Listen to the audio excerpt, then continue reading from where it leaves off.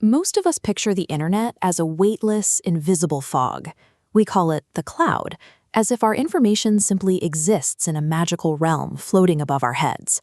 But the process is entirely grounded. It starts the second you tap a screen to send a photo to a friend. Beneath the glass of your phone, that image is immediately shattered. Your device's hardware translates the picture into millions of ones and zeros, a massive string of binary code. This massive, globe-spanning physical machine exists to move binary code from one physical point to another. To get that binary code out of your phone, the device turns the ones and zeros into radio waves. Those waves travel through the air until they hit their first physical checkpoint. If you're using cellular data, your phone is talking directly to an antenna on a nearby tower. That brief trip through the air is usually the only wireless part of the journey. To cross cities and oceans, your data must enter a hardwired physical network. Once your radio waves hit a local router or a cell tower, they are converted into pulses of electricity moving through copper or flashes of laser light shooting through glass. A high-resolution photo is too large to send as one continuous block. Instead, the network chops your data up into thousands of manageable chunks called packets. Each packet needs a unique shipping label. The network stamps a header onto every chunk, attaching an IP address that identifies the sender and destination. Because every packet from every user is formatted using the same set of rules, millions of different emails, videos, and texts can share the exact same wires at once. In this constant flood of information, your data remains sorted because of this mathematical packaging system. Humans use memorable names like YouTube.com, but computer networks strictly require those numerical IP addresses to function. To bridge that gap, the Domain Name System, or DNS, acts as a digital phone book. It instantly translates the web address you typed into the exact numerical coordinates the network needs. With the coordinates set, the packets hit routers.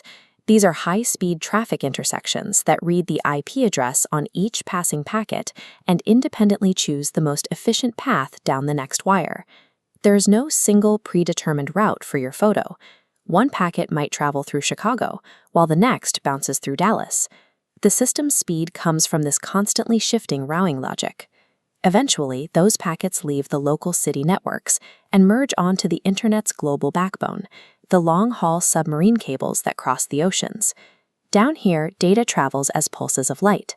Lasers pulse millions of times a second through strands of fiberglass no thicker than a human hair.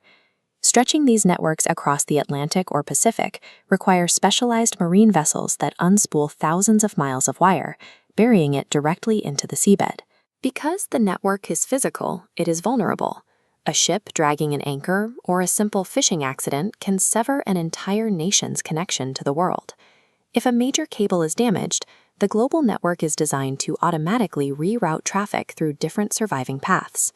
Our global connection relies on a fragile, physical web of glass tubes resting at the bottom of the ocean. Finally, the packets reach their destination, a data center. These facilities house rows of towering server racks housing specialized computers that store and distribute the world's data. The receiving server reads the sequence numbers embedded in each packet. It uses those numbers to snap the thousands of scattered pieces back together in perfect order, recreating your original file. This entire transoceanic journey, from shattering a photo into millions of individual packets to its perfect reassembly, happens in mere milliseconds. However, this massive physical infrastructure is unevenly distributed. Looking at a map of the backbone reveals that huge populations in rural or low-income areas remain completely unconnected. Running fiber optic cables is a massive investment. Companies often lack the financial incentive to lay physical wires to sparsely populated or uneconomic regions. To bridge that gap, new technologies like stratospheric balloons and low Earth orbit satellites are attempting to beam radio waves directly down to those unconnected areas. The internet is an ongoing human endeavor. Connecting the entire world requires the continuous expansion of these physical wires, new routing servers, and wireless signals.